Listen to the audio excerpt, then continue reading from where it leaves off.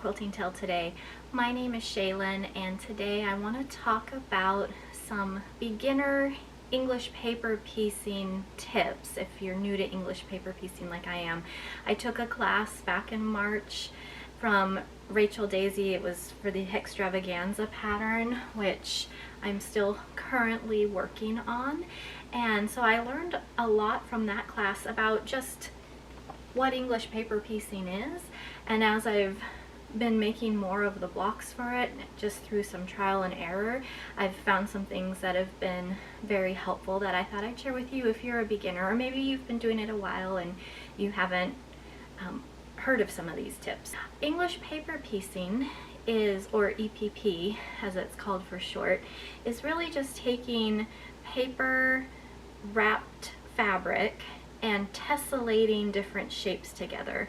Now I'm just working with 1-inch hexagons so far, but there are many different shapes and paper pieces that you can get. But you sew them together and then you come up with different shapes that you can then applique onto fabric to incorporate them into a pillow or a quilt or whatever you'd like that you can applique to fabric. I really like English paper piecing because it is portable. Besides an iron, it requires no electricity, and so I've taken it camping this summer. I've taken it on trips and used in hotel rooms, to the doctor's office. Even when we were out on a boat and it broke down in the middle of a lake and we were being towed back, I was English paper piecing just as the time was passing by.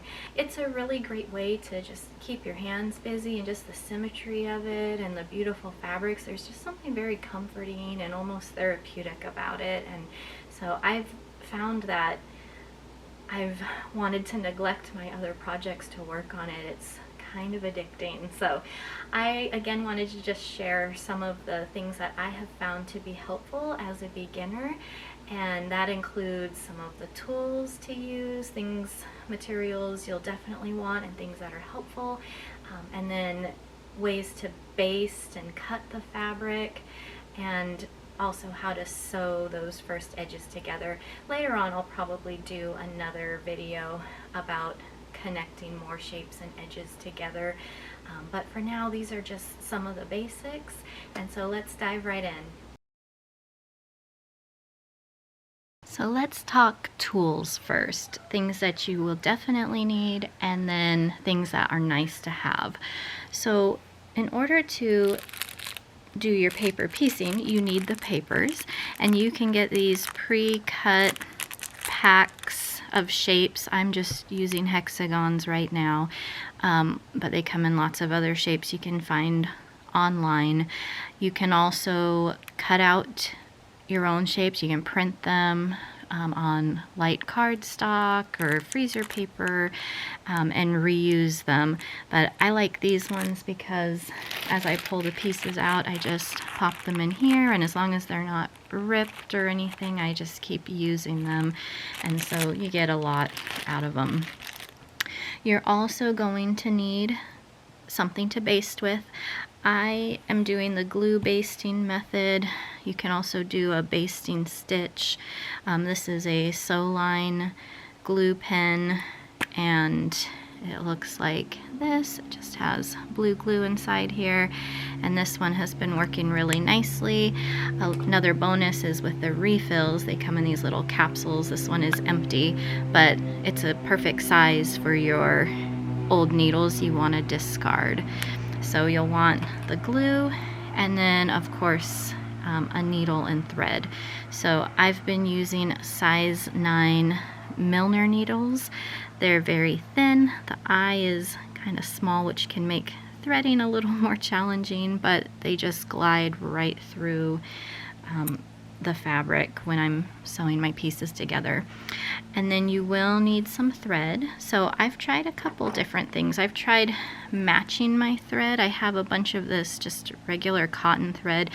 I wasn't paying attention to weights or anything, just does it match what I'm sewing, and I find that this knots a little more, especially if I use longer pieces. and I can see the stitches more, but because they blend in, I don't think it's as big of a deal. So there is the option to just use the thread you have and just make sure that it matches. What I have, through trial and error, discovered I like more is this cotton poly blend. This one, let's see, I want to say it's called Wonderfill. There's a hole poked out there. I will look it up and put the actual name, but this is 80 weight thread and it's a poly cotton blend. And someone told me that it's a little stronger than cotton over time. It's very thin and slippery. If it starts to unravel on the spool, it comes out quickly, but it's very easy to thread the needle with this, and it doesn't knot. So far I've done several blocks with this and haven't had any knots or tangles, so that I do like. Now this doesn't come in as many colors, so I would suggest, this is another tip besides tools, pick a neutral color like a dove gray or a beige. White can be a high contrast color if you're sewing with darker colors, so I think gray or beige is the way to go. It blends in well. I'll show a picture of things I've been sewing with this thread and you'll see that you can hardly see anything there. So I would, just based on what I've been trial and erroring here, use that 80 weight poly cotton blend thread. Just some other things you'll need, maybe a seam ripper just in case is always a good idea to have, and some fabric scissors to cut out your shapes. Now I am using these serrated scissors which grip the fabric really well, but just any fabric scissors would be fine. Now for some things that are helpful. If you want to fussy cut a specific shape, then templates are great. This is the template that comes with my Hextravaganza pattern that I'm working on right now. You could also get just the template plastic and then trace it a 1/4 inch around it and use that as your template, cut it out and use it. But templates are good for fussy cutting. If you don't care what's visible, then just cutting a 1/4 inch around your shape is all you'd need to do. Some other helpful things, you may have noticed this little caddy here. This was a gift for attending the Hextravaganza class, but it has a little metal dowel here to hold the thread, a magnet for the needle, and a little cutout for the glue pin. So I'll see if I can find a link to this. I don't remember exactly what it's called off the top of my head, but this is really handy to just add my thread as I need to and have everything right there. Something else that has been handy, I've been using just a thin piece of, this is the comic book board, but just some light cardboard to do my gluing on, just to keep from making a mess on places. And then some fine grit sandpaper. Let's see, this one, I'm trying to see if it says what it is. Pro Grade Precision is all it says. I don't see the weight of the sandpaper on here, but it's very, very thin, and I'll demonstrate why this is helpful for fussy cutting later on.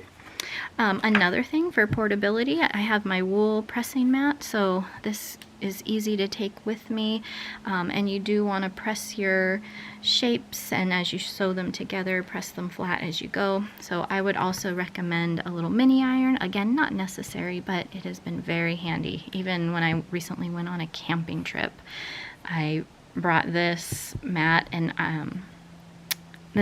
iron with me, and there was a laundry mat where I was able to press my blocks. It was the only thing I needed electricity for, was the iron. So those would be my tips for tools that you need to have, and that would be nice to have.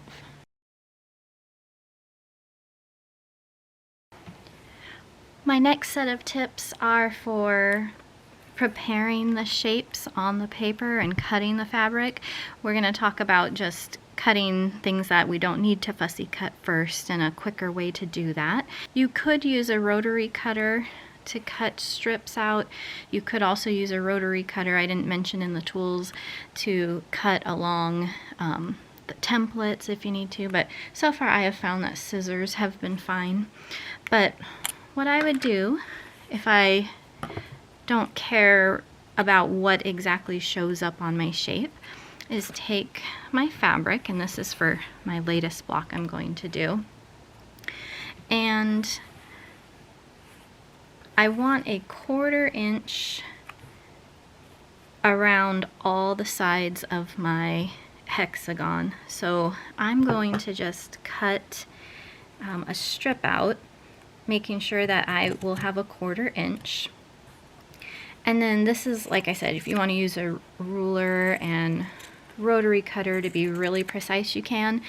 I just have been kind of eyeballing, looking how much space from the edge I have here. My fabric was already cut on the edge, so I have a clean edge, but I'm just cutting the same amount of fabric, the same width of fabric as I go down, you know, as close as I can. And I'm being a little generous. I should have plenty to get a 1/4 inch around each side. So at this point, I'm going to just give everything a quick iron to get any creases out, because when you cut, especially fussy cutting, you want to press because you don't want to flatten it out later and find out that your piece has shrunk or it's not the same size you were expecting. So I'm going to just press this really quick.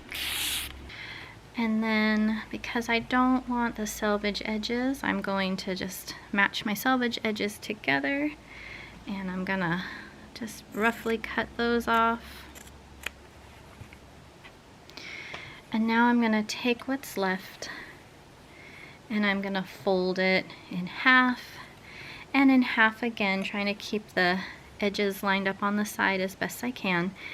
Now, if you have a long strip like I do and it seems too thick, you might cut your strip in half, and like this seems like it might be a little thick to cut through all these layers, and so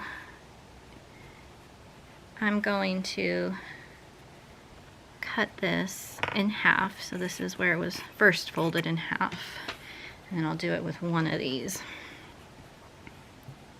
So again, I'm going to fold in half again, and one more time. If you end up with something that, like let's say I folded it and it was like this much, and I think, oh, I don't have enough to be a 1/4 inch, then I would maybe cut out one shape first, just a little square of the fabric here, cut it out, and then fold the remaining, and it should work out evenly after that, and you can still get one of your shapes out of that piece you cut off. But this one is 3 folds thick, and I think my scissors can handle that. I'm going to put my shape in the center, and then I'm going to just use my scissors. See if I actually think if I turn it this way, I'll get more fabric on each side. I'm going to use my scissors to just follow, make parallel cuts to the edges of my hexagons.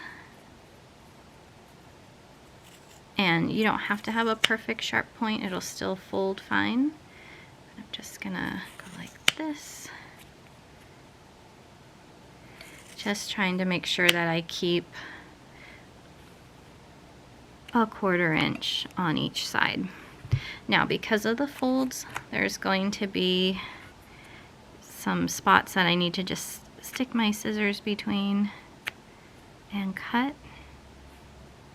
I'm just going to go around to each of those sides and cut. I think I got them all.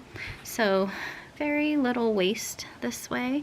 If you're doing really tiny pieces, you might save those, but I end up with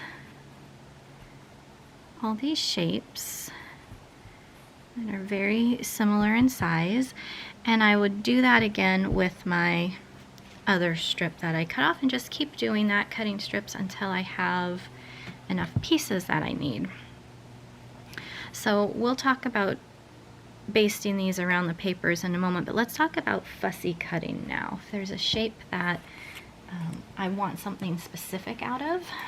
So I have these little rabbits here. They almost look like little plates with rabbits on them. And I have this template. And so now most of mine, let's see if I can turn this towards you here.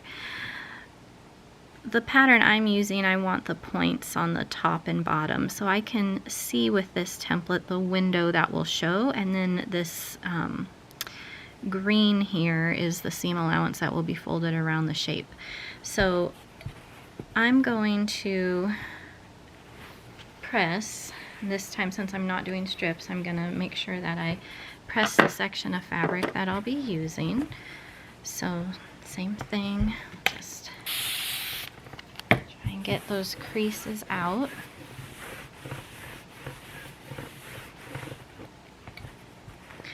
And here's where that sandpaper comes in.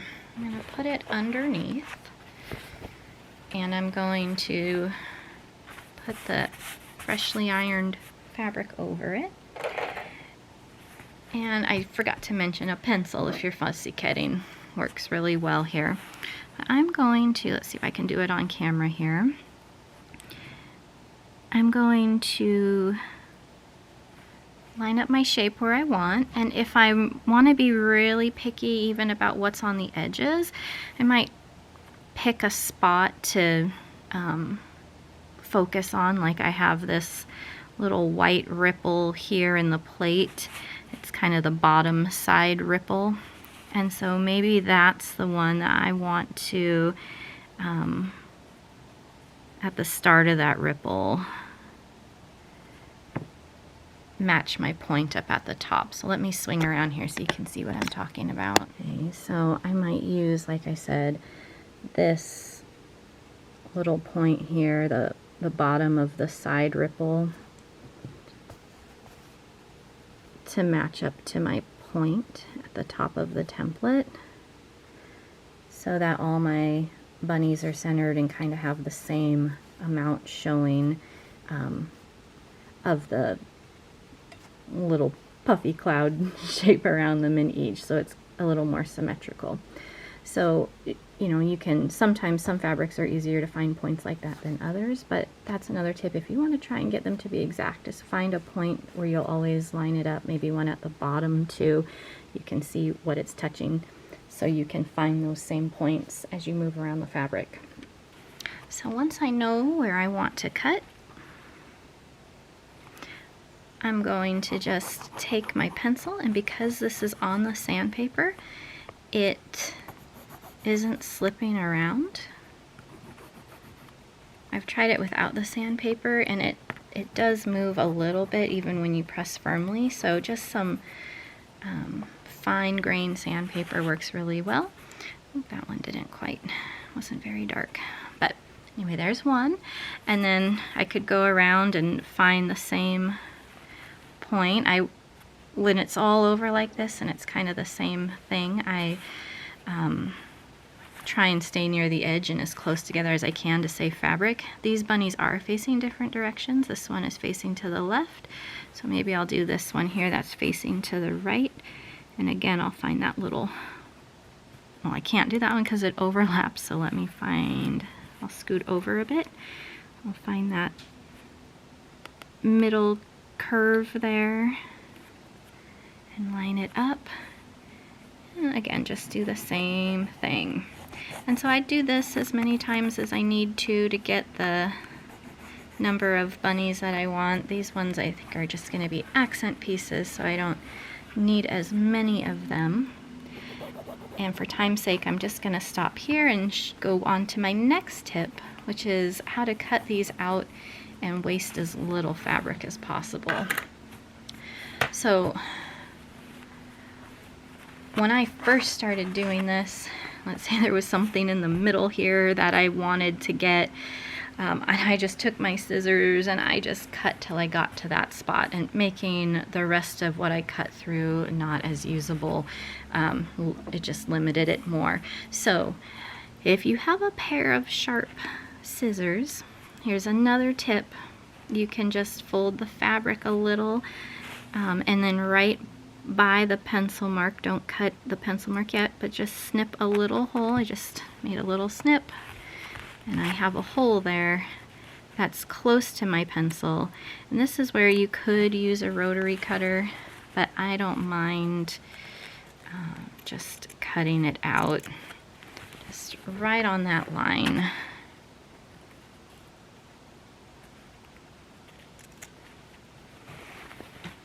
If these had longer edges, I probably would use the rotary cutter, but I'm not concerned about, you know, getting off the line with this size. These are 1-inch hexagons plus seam allowance. Okay, so there's my first shape, and then I will cut out the other. So as you can see, your fabric might end up looking a little like Swiss cheese, but it's better than cutting a path all the way through to the part that you need. So just make those little snips to get a hole started for your scissors to fit, and you can cut those out and save fabric. So the closer you get your pieces to each other, the less waste there will be. My next cutting tip involves fussy cutting lines. So if you have stripes or zigzags or anything that you might want to connect and you're not sure how they would look, this tip came from my instructor Rachel Daisy at that class that I took. You can take your pencil and some of these papers and you can just draw an imitation of the stripes. So this one, there's kind of that pink one and 2 whites and then the thicker light pink. So if I want to see, well, what would happen if I cut it like this, where the stripes are running vertically to the diagonals, I could draw that. I could, maybe if I want to put that dark pink one down the center, and you don't even need to color it, you could if you wanted, but I have my dark pink, and then there's white on each side, and then there's that bigger pink on each side. And after that light pink comes white, the dark pink, white, and bigger pink. White, dark pink, white, and bigger pink. So I can kind of see that, and maybe I'll just draw a shade in that dark pink so I can kind of see what that would look like. And so then this was the light pink, white, and I have my dark pink again, and then I have white. Here's my dark pink again.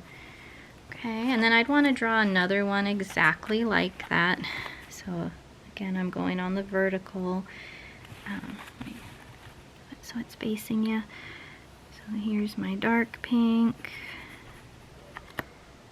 thin white on each side, thicker light pink on each side, and then a thinner white, and then the dark pink again.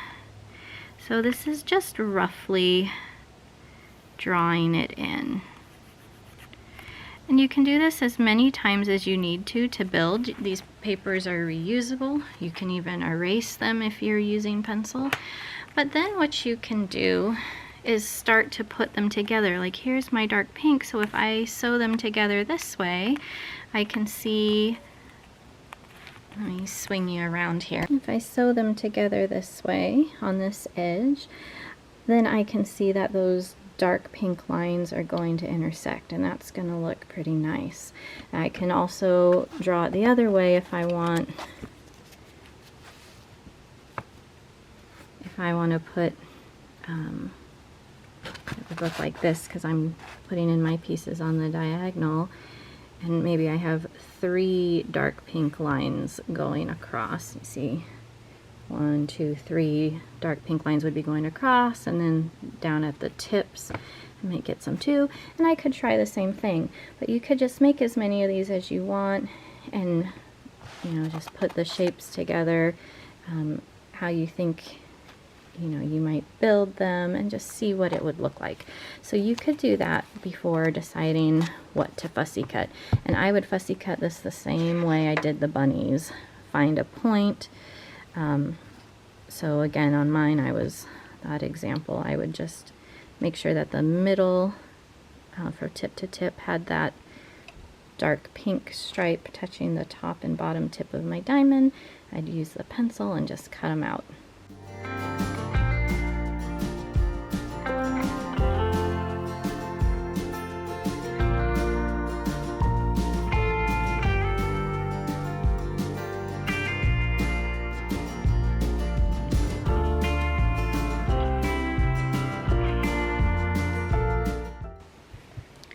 Let's talk about glue basting now. When you have your shape, take your papers, and I don't know, I've been using the kind of waxy, shiny side and the matte side on mine. It doesn't really make much of a difference. I should say it doesn't make a difference if your shapes are all symmetrical, but some shapes I would imagine you would need to pay attention to what's going to be on the front if they're not completely symmetrical. Now, this is where I would put my paper underneath to keep it clean, and like I said, some people prefer the thread basting. I'm not going to be doing that here. I'm going to be doing glue basting. And for this, I've tried it. When I first started, I was pretty heavy-handed with the glue, and I noticed that it made it harder to just pop these pieces out later nice and easily. I was having to kind of get a fingernail under and scrape it off the glue. So I think I've found a good amount of glue to use just through trial and error. So I've been using just the edge of the glue stick. You can see mine is kind of at chiseled points there because I've been using the edge. And so you just want to make sure you're not getting glue on the very edge of your paper, because that is where you're going to be sewing and you don't want to gum up your needle with glue. So just underneath it, and even a little off the paper onto the fabric, not completely to the edge of the fabric, but I started it right about here and ended it here. I put a little line of glue, and again, just using the edge. And I'm going to fold down, making sure that I can feel the paper under my finger here. And that little bit is enough to hold it down, but it will pop out much more easily than if I had just taken the flat top of the glue and gone across. So again, I'm going to just, not quite to the fabric edge, but across the paper, and about halfway between the paper and the fabric, I stop the glue. I'm going to, again, press my edges down again, making sure I can feel the paper, so I'm getting a nice clean edge. And I'm just going to do that all the way around. If your fabric isn't holding down flat, you might try a little more glue. And I'm just trying to find that balance between holding the paper but also coming off, I'm sorry, I should say holding the shape, but also coming off easily. Remember, this is the one that was not cut with a template, so you can see I have some sides that aren't, as long as it's covering the fabric in the back, it's fine. But this piece didn't go all the way across, but that's okay, because when you turn it over, you can't tell. If you end up with kind of a curved piece, you can lift up and lift that flap up in the back and try it again. You'll have to lift up all the pieces that were glued after that curved piece, but you can always re-glue. The glue, it lifts very easily. It's very forgiving. So there's those pieces. Let me do one with my fussy cut bunny here. So when you're doing your fussy cut shapes, you should have the same amount of seam allowance on each side. So I don't want to, go like this and have just a little bit here and a big piece here. I want to center it. The fabric might also be see-through enough if there's something you can touch the tip on, like that curved. There's the curve I traced, and this should be starting at the curve. So you can kind of use that as a guide too. But same thing, I'm just gonna start a little off the paper and fold down. You just want to make sure that it isn't below your seam allowance.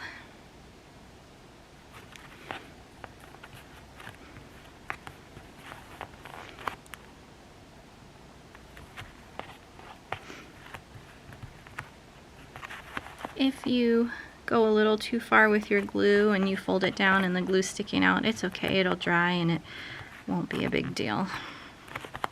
So that's why this glue basting method is nice. It's quick. You can get your shapes quickly. So you can see the back of this one, the seam allowances look a lot more uniform. And then when I turn it over, I have my bunny with just a little border of each of the next ones there. So next tip after you have all your shapes cut out is to give them a good press, just a few seconds. This is on the mini iron. It's on the max heat, but it doesn't get as hot as my regular iron. So just kind of use your best judgment. You can start with a lower heat setting, and if that's not doing much, then turn up the heat a bit. But you'll want to press your shapes flat so that they're ready to sew and the creases are nice and sharp there on the edges.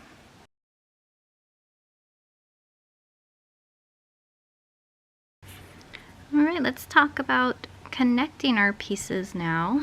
I forgot to mention you might get a pair of embroidery scissors or just some small ones for cutting thread. I'm going to pull a piece of thread now. I'm using that Dove Gray 80 weight poly cotton blend thread, and I'm pulling a piece a little longer than from my fingertips to forearm. I don't know if it'll be easier to see if I use the paper, because this is kind of gray thread over the gray mat, but I'm going to just thread it through the eye.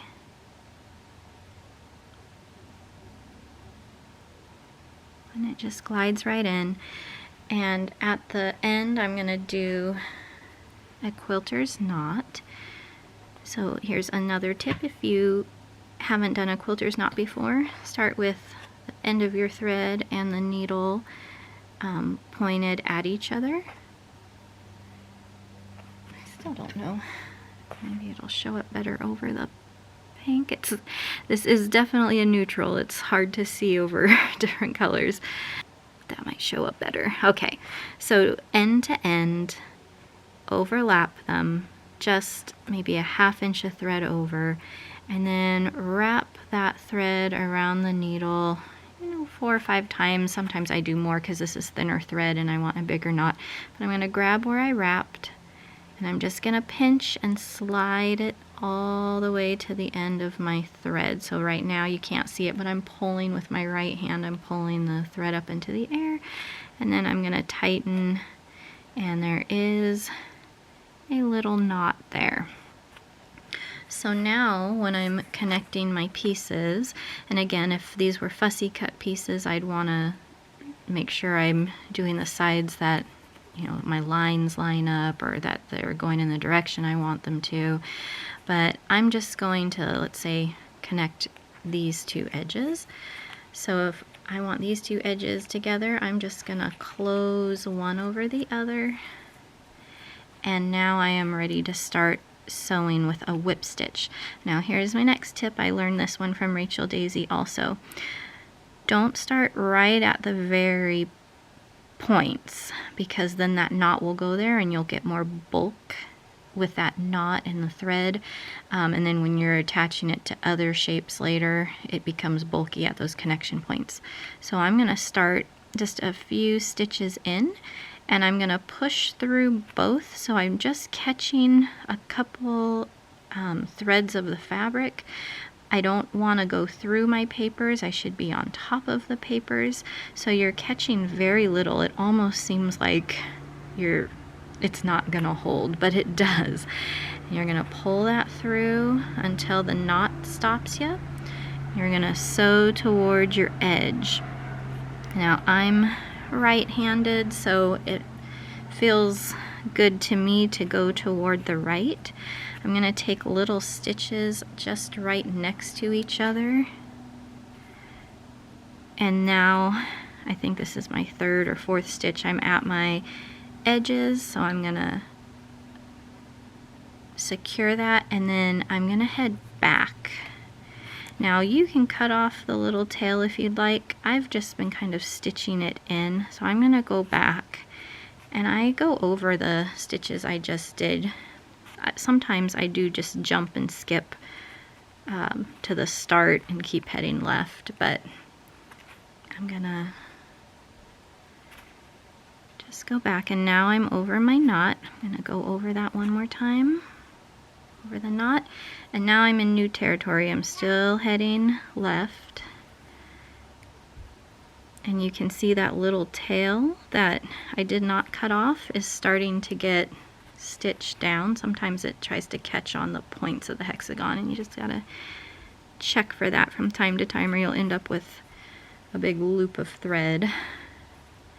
Now I've seen people use little magnets to hold these, or wonder clips, because they say otherwise they feel like they have this really tight death grip on it. I don't feel like I'm holding it uncomfortably hard here, and I can still keep them together, but that's something else you might consider if it's hard to hold the edges and keep them aligned, is using little magnets.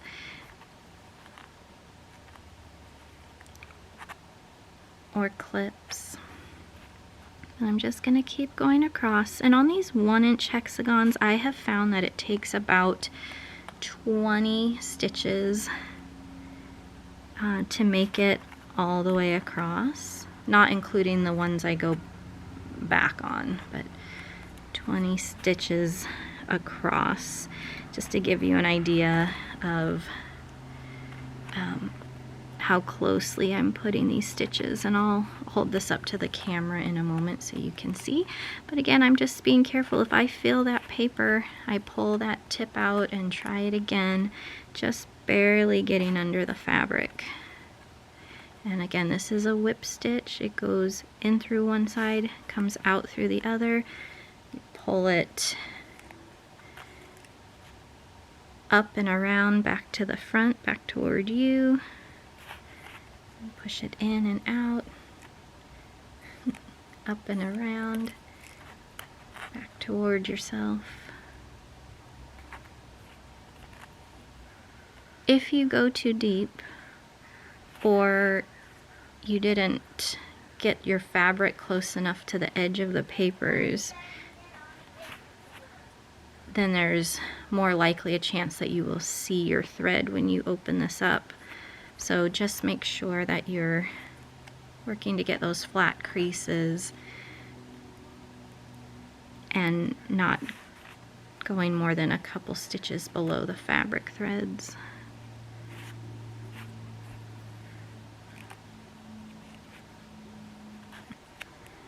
As your thread gets shorter, it doesn't catch as much, so I'm coming up to my end now, and I'm gonna go all the way to the edge,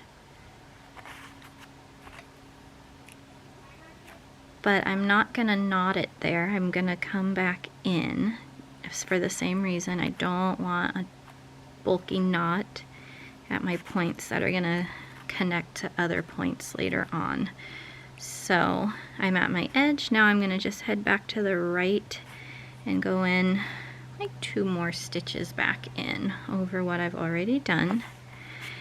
And then I'm gonna secure it by just going underneath my thread making a little knot, and I do that twice. So I pull it tight, and then I just, again, a few stitches in from the edge, send it back through. When I have that little loop there, just put my needle under it and pull it tight. And then you can cut it off close to the edge there. Save that long thread that you still have left, because you can do the quilter's knot again and start on your next piece, attach the next one. But when you open it up, you can see you can't really see those light gray stitches in there. They're so thin, and the color isn't a huge contrast against all these colors in here. So that's how you do it, and then you put the next one, you know, wherever you want it to go, and sew it together the same way. Remember, when your shape is done, let's say I've sewn more pieces, I have the shape that I want, every time I finish a portion, just give it a press a few seconds to really flatten it out. Then if I were going to attach more pieces to it on the sides, it's nice and flat and ready. So you don't have to when you attach every edge, but every time you finish a section, or like this one, I'm going to be making a ring with these pieces, so when the ring's done, I just give it a press all the way around the ring, and it's ready to attach the next set of pieces in these edges here. Now, I'm not going to show attaching those pieces yet, but that might be a future video showing how to join multiple sides. Alright, so final tip, when you're ready to take the paper out, and you don't want to take it out until your shape is done, this one, again, I've been using the gray thread, and so you can't really see the stitches in there, fortunately. But my final tip when you're ready to take the paper out is, after you've done your final press, I press this whole ring all the way around, is wait a day to let the glue really dry. When it's first ironed, I don't know, it kind of feels gummier, and so I want it to be dry, and it makes popping these papers out much easier. So all I have to do is just lift somewhere. Some of them come out really quickly, but I'm just sticking my finger underneath. You can see it just pops out. So I just lift somewhere, lift that glue, and then just a light tug pulls it out. And I can do it on the inner ring here too. And my creases are held in place because they're sewn together, so that's why you want to wait till after everything is sewn together and you've pressed it. That just really saves the structure of the shape.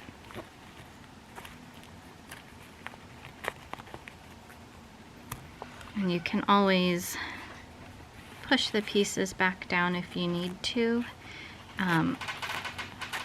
They'll just overlap naturally, like the way that you first glued them down. So anyway, I would keep going around my mat doing that, and when I'm done, or maybe partway through, I'd just make sure all my pieces are still tucked under all my seam allowances. And I would, you guessed it, give it another press. And I do that all the way around. Now, I haven't taken all the pieces out, so I'm not going to do that just yet, but just that reminder, press between every stage. And then the papers you took out, if they are in good shape, they didn't get ripped or anything, save them. A lot of these I've used, this is probably my 10th ring here, and I'm still using some of the originals. If they start to tear, I just throw those ones out and add new ones in as needed. But those would be my kind of beginner tips, things that I've found helpful or have figured out along the way so far working with these 1-inch hexagons. I wanted to contrast where I used heavier glue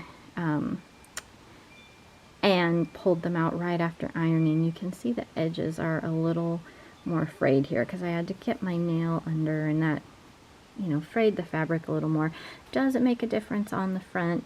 Absolutely not, but it did make removing them a little more difficult. So go light on the glue, lighter than you think, because you can always add more if you're going too light. And just wait a bit before you pull the papers out. I'd wait till the next day and really let the glue, if you're doing glue basting, dry up.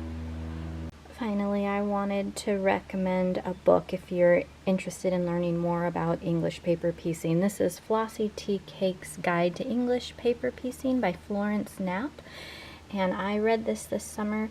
It has beautiful pictures and inspiration and links to patterns that you can print out and trace.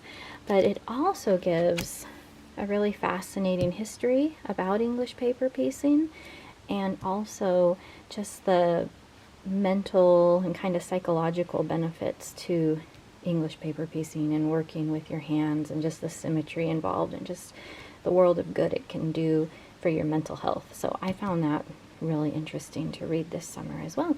So maybe pick that up if you're interested in learning more about it. I hope you found something useful in this video, or if you've never tried English paper piecing and it seemed kind of intimidating, I know it was to me before I took the class, I hope you'll give it a shot, because it really is a lot of fun and a portable hobby that you can take everywhere with you. So give it a try. Let me know if you've used any of these tips or have some others that would be good for a beginner to know. And like and subscribe if you enjoyed this video.